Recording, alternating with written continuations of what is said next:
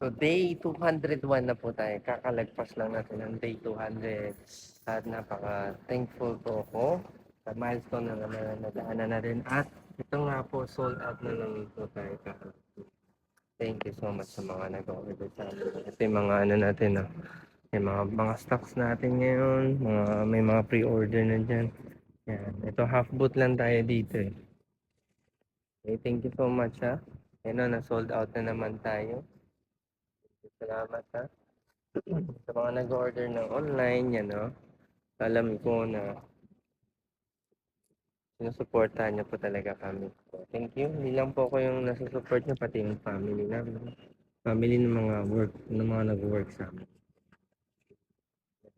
Hindi lang ako, but pati mga crew, mga employees, di ba?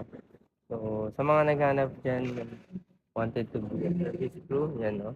Wanted to be a service crew. You can send your resume, okay? So, another sold out day. Screenshot nyo na lang po if you want to order po. Ayun na. Sa baba lang. Okay? So, day 202. So, next milestone natin, day 300 na.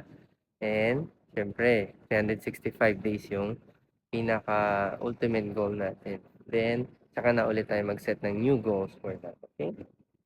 Thank you so much again. And abangan nyo pala yung isang bagong series ko din. Nasa day 20 na po yun. Nasa around that time eh. So, abangan nyo din yun. Araw-arawin din po natin yun, okay? Kaya, this is your sign to start your own journey. Di ba? Bye.